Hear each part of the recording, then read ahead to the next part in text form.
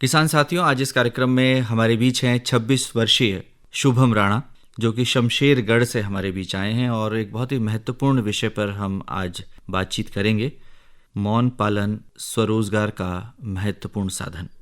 शुभम, कार्यक्रम में आपका बहुत बहुत स्वागत है। नमस्ते सर। शुभम जी, मौन पालन की बात हम बाद में करेंगे, पहले बताइए कि मूल रूप से आप कहाँ से हैं? सर, देहरादून में शमशेरगढ़ गांव है, वहाँ पर से मैं हूँ। मूल रूप से अगर मैं बात करूँ, मैं कर्णप्रयाग चमोली जिला नागनाथ पोखरी से मैं हूँ। जी, आप एक आइकन के रूप में जाने जाते हैं मौन पालन के रूप में, और एक बहुत ही सफल युवा के रूप में आप सामने आए हैं। तो ये मौन पालन ही क्यों चुना आपने? कब आपके मस्तिष्क में ये आया कि मौन पालन को स्वरोजगार का एक जरिया बनाया जाए? सर, हमारे पहाड़ों में एक बहुत अच्छी परंपरा है। जब भी हम लोग गांव में घर बनाते थे तो एक छोटा सा घर मधुमक्खियों के लिए बनाते थे, ताकि उसमें मधुमक्खियाँ रह पाए और हम साथ ही साथ शहद भी ले पाए। तो धीरे धीरे करके हमारे गांव में भी ये मेरे दादाजी किया करते थे। और ऐसे ही जब मैं देहरादून आया, यहाँ पर भी मैंने आसपास देखा कुछ साइंटिफिक तरीके से बीकीपिंग की जा रही है, बॉक्सेस के साथ में। गांव में जो होती थी वॉल हाइव, जिन्हें खदरा या जलोटे या घरू बोला जाता है अलग अलग भाषा में, यहाँ पर मैंने कुछ अलग तरीके से उसको देखा।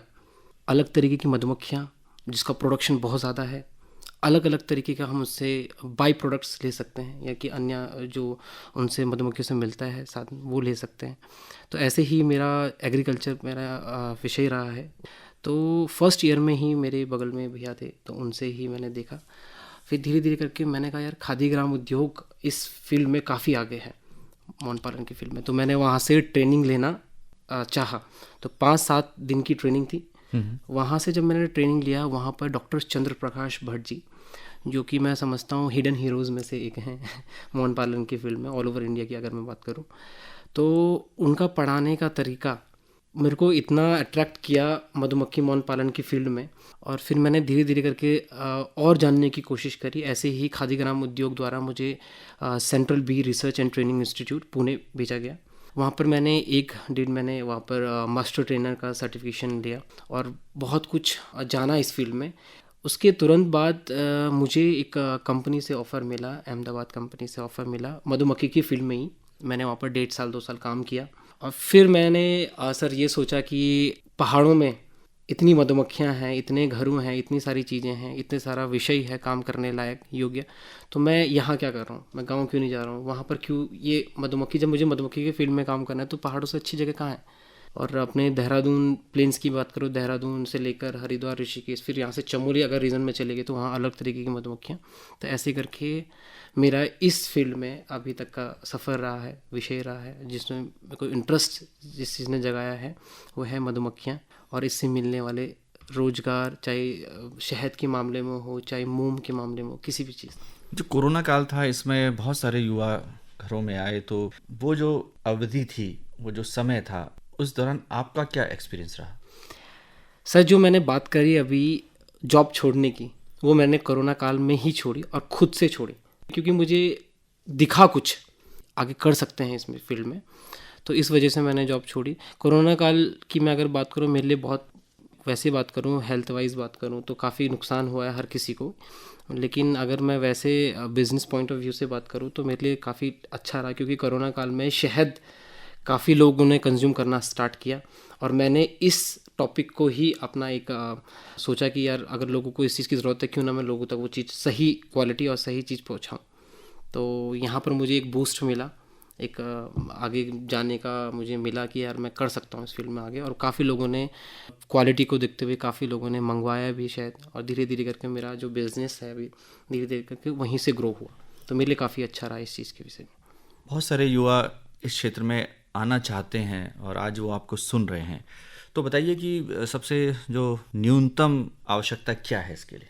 सबसे पहले तो मैं यही बोलना चाहूँगा कि आप लोगों को जब भी आप कोई काम स्टार्ट करें तो ट्रेनिंग ज़रूर ले लें। आप अगर ट्रेनिंग नहीं लेते हैं या किसी नॉलेजेबल लोगों को, अगर लोगों से आप पूछते विचार नहीं करते हैं, तो आप अपना समय तो व्यर्थ करेंगे ही, साथ ही साथ मधुमक्खियों को भी हानि पहुँचाएंगे, जो कि बहुत गलत चीज़ है। थोड़ा सा ही सही एटलीस्ट इतना ज्ञान ले लें कि यार मधुमक्खी को हैंडल कैसे करें।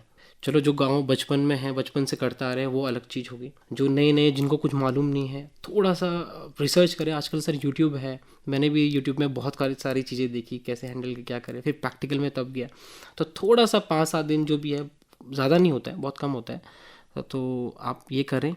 इसी के बाद आप स्टार्ट करें, और ना कि ऐसे बिल्कुल आपने 5 दिन की ट्रेनिंग के बाद आपने 200 डब्बे 300 डब्बे लगा लिए। अगर मेरा पर्सनल ओपिनियन है कि आप 10-15 बॉक्सेस से स्टार्ट करें। अगर मैं साइंटिफिक बी कीपिंग की बात करूं, तो वहाँ से आप स्टार्ट करके 1 साल पूरा आप ऑब्जर्वेशन करें, ऑब्जर्व करें कि मधुमक्खियाँ करती क्या है एक्चुअल में, खाना कहाँ से ले, नेक्टर कहाँ से, उनकी जो जिस टाइम पे शहद नहीं होता है, जिस टाइम पे अमृत नहीं होता है फूलों में, तो उस टाइम पे क्या मधुमक्खियों को खिलाएं, बीमारियों के टाइम पे क्या मधुमक्खियों को खिलाएं। तो ये सब चीज़ें जानने के बाद एक थोड़ा सा स्टार्ट करें। कितनी जगह, कितनी स्पेस की आवश्यकता होगी, क्योंकि आपने कहा कि बहुत कम बॉक्सेस से भी शुरू कर सकते हैं। मौन पालन के लिए सर कोई जगह नहीं चाहिए। ये मौन पालन के जो बॉक्सेस है वो बाउंड्रीज में भी हम लोग रख सकते हैं, तो इसका मतलब कोई जगह की ज़रूरत ही नहीं है। जिसको करना होता है, अभी किसान भाई लोग जो हैं, किसी भी खेत में, जैसे मान के चलो लीची का बगीचा है, तो अगर वहाँ मधुमक्खियों का बॉक्सेस हम उस बगीचे में रख लें, तो आप लगा लीजिए 30% यील्ड बढ़ जाती है, मतलब उसकी जो प्रोडक्शन है वो बढ़ जाता है 30%। तो किसान भाई लोग खुद ही बोलते हैं, आमंत्रित करते हैं कि यार पॉलिनेशन के लिए हमारे यहाँ बॉक्सेस रखो। तो उनको बदले में क्या पता है, कुछ शहद दे देते हैं हम लोग। तो मधुमक्खी पालने के लिए कोई आवश्यकता नहीं है कि ज़मीन लेना ज़रूरी है, आप घर में भी आराम से छत में रह के कर सकते हैं। जी, अब हम बात करेंगे कि जैसे आपने कहा कि ट्रेनिंग बहुत ज़रूरी है। ट्रेनिंग के बाद क्या इसके लिए धनराशि की आवश्यकता भी हुई, कोई रोज़गार क्योंकि आदमी करना चाहता है तो एक मन में रहता है कि कितनी धनराशि की आवश्यकता होगी, कितना इन्वेस्ट हमें करना पड़ेगा? सर अगर मैं बात करूं 10 डब्बों की, तो गवर्नमेंट काफ़ी ध्यान दे रही है इस चीज़ में, चाहे वो हॉर्टिकल्चर डिपार्टमेंट हो, चाहे वो खादी ग्राम उद्योग हो। खादी ग्राम उद्योग भी ट्रेनिंग के बाद 10 बॉक्सेस सब्सिडाइज रेट में देता है, 80% सब्सिडी होता है। तो मुझे नहीं लगता कि यार 10,000 से भी आप आराम से स्टार्ट कर सकते हैं, आराम से 10-20 बॉक्सेस लेके। तो उससे ही काफ़ी अच्छा आपका, क्योंकि इस फील्ड में क्या होता है कि आप 10 बॉक्सेस लो और 10 को हम 40 भी बना सकते हैं। एक मधुमक्खी की कॉलोनी को हम 2 में डिवाइड कर सकते हैं, तो बहुत आसान है डिवाइड करना भी। तो मधुमक्खियों का प्राइस तो एक बार ही लेना है, फिर उसके बाद डिवाइड करते रहना है। जी, अब जैसे किसी ने 10 बॉक्स ले लिए और ट्रेनिंग भी ले ली है, तो थोड़ा बताएं कि किस तरह से ये व्यवसाय आगे बढ़ेगा। धीरे धीरे करके सर, ट्रेनिंग लेने के बाद अब मैं अगर एक छोटी सी बात करूं, अभी तक जितने भी हमारे आसपास लोग हैं, 70% मैं ये पर्सनली मान के चलता हूँ कि शहद की वजह से ही मधुमक्खियों को जानते हैं। ऐसे ही है जी। मधुमक्खियों का मेन काम नहीं पता, किसी को कार्य नहीं पता क्या है, पॉलिनेशन। आज हिमाचल में भी गवर्नमेंट पैसे देती है मधुमक्खी पालकों को पर बॉक्स के हिसाब से कि आप आइए और डब्बे रखें सेब के बगीचों में। तो वो कहीं ना कहीं आप एक रोजगार का माध्यम भी है, शहद की वजह से नहीं, पॉलिनेशन की वजह से, पहला। दूसरा, शहद को हम साइड रखते हैं सर एक बारी। शहद के अलावा हमको मधुमक्खियों से क्या मिलता है? शहद के अलावा हमको मधुमक्खियों से मोम मिलता है। आज पहाड़ों में, वैक्स जिसे हम कहते हैं, हाँ, जिसे हम बीज वैक्स बोलते हैं। पहाड़ों में हम लोग मोम, शहद निकालने के बाद उस मोम को फेंक देते हैं या गोबर के साथ मिक्स कर देते हैं। हम उसको फेंकने की बजाय उसका इस्तेमाल कर सकते हैं। कैसे? लिप बाम बनाने में, फुट क्रीम बनाने में। यानी कि मोम भी अगर आप इकट्ठा करके उसको बनाएं, वो भी अच्छे दाम पे बिकता है। हाँ, जबकि वो एक बाय प्रोडक्ट है, लेकिन बाई प्रोडक्ट है, बिकता है। इसके अलावा अगर आप साइंटिफिक बी कीपिंग की तरफ जाते हैं, तो आप प्रोपोलिश मधुमक्खियाँ इकट्ठा करती है रेजिन, जैसे जो पेड़ से निकलता है, गोंद जैसा, गम जैसा, सफ़ेद कलर का, उससे और वैक्स और सलाइवा से मिक्स करके प्रोपोलिश बनाती है, जो कि एंटीबैक्टीरियल होता है। मधुमक्खियाँ उसे अपने डब्बों में क्रैक्स भरने के लिए इस्तेमाल करती है। प्रोपोलिश हम निकालते हैं, जो कि 4,000 रुपये किलो के हिसाब से बिकता है। बी वैनम हो गया, मधुमक्खी का जहर हो गया, वो भी वैनम एक्सट्रैक्टर के थ्रू निकाला जाता है। 5वां रॉयल जेली हो गया, और रॉयल जेली शाही भोजन, तो रॉयल जेली भी हम कलेक्ट कर सकते हैं। काफ़ी पोषक होगा, काफ़ी पोषक, मतलब ये आपका लाइफ स्पैन बढ़ाता है। आप सीधा समझिए, आपके जो फेस पे झुर्रियाँ जो होती है उसको कम करता है। तो कितनी बड़ी चीज़ है निकालना। इसके अलावा बी पॉलन एक ऐसी चीज़ है, आपने कभी फूलों में जिनको फूलों में पीला पीला दिखा होगा ऊपर से, पॉलिनेशन जिनके थ्रू होता है, हाँ, पॉलन परागण। ग्रेन्स जिन्हें पॉलन ग्रेन्स बोलते हैं, परागण। हाँ परागण बोलते हैं जिन्हें, तो वो मधुमक्खियाँ इकट्ठा करती है। उन्हें भी इकट्ठा किया जा सकता है पॉलन ट्रैप के थ्रू। मैं साइंटिफिक बी कीपिंग की बात कर रहा हूँ सर। जी। तो पॉलन भी 2000 रुपये किलो से ज़्यादा बिकता है। आप लगा लीजिए, शहद तो मैं अंतिम बोल रहा हूँ, उससे पहले ये सारी चीज़ें जो हम मधुमक्खियों से हम निकाल सकते हैं, और ये सारी चीज़ें मधुमक्खियों से कहीं ज़्यादा महंगी हैं। तो आप देखिए, स्कोप बहुत है। आपको टॉपिक चुनना है कि कौन से टॉपिक में मुझे जाना है, मुझे पोलैंड में जाना है या मुझे रॉयल जेली में जाना है या मुझे सब में जाना है, जो भी है जी। उस हिसाब से काम कर सकते आमतौर पर जो शहद निकाला जाता है उसके लिए हम देखते हैं कि आग लगा दी जाती है ना, जो एक सामान्य नागरिक देखता है। तो आप क्या कहेंगे कि वो कोई साइंटिफिक तरीका तो नहीं है? Correct sir. शहद निकालने के लिए जो आदिवासी लोग होते हैं, काफ़ी लोग आग लगा देते हैं, छत्ता काट देते हैं। लेकिन सबसे पहले हमें समझना होगा कि आग छत्तों पे लगाते हैं या आग धुएं के लिए लगाते हैं। पहली बात, धुएं के लिए लगाते हैं। सब लोग, काफ़ी लोग देखते होंगे, लोग भी देखते होंगे, धुआं मधुमक्खियों को किया जाता है। वो क्यों किया जाता है, उसका कारण समझिए। मधुमक्खियों को भगाने के लिए धुआं किया जाता है या किसी और चीज़ के लिए? तो मधुमक्खियों के अलार्म सेंस होता है। जब भी उनके कोई छत्ते में आता है, कोई दुश्मन आता है, तो वो एक दूसरे को अलार्म के थ्रू एक दूसरे को बताते हैं दुश्मन आ गया। तो ऐसे ही धुआं देने से अलार्म सेंस काम करना बंद कर देते हैं, इसलिए मधुमक्खियाँ काटती नहीं है। तो कभी भी आप देखिएगा धुआं इसीलिए लगाया जाता है। दूसरी चीज़, जो छत्ता काटा जाता है पूरा का पूरा, वो मैं बहुत गलत मानता हूँ। आप शहद निकाल रहे हो तो आप तरीके से निकालिए, उनका छत्ता भी डिस्ट्रॉय ना करिए। आप अगर शहद निकालते हैं तो आप बीच वाले पोर्शन से शहद निकालें, साइड वाला पोर्शन रहने दीजिए, ताकि छत्ता भी अटका रहे, आपके लिए भी शहद मिल जाए, उनके लिए भी थोड़ा बहुत शहद रहे। तो हमको अपना स्वार्थी ना होके उनके बारे में भी सोचना है थोड़ा। जी। तो आमतौर पर एक छत्ते से कितना शहद निकल जाता है शुभम जी?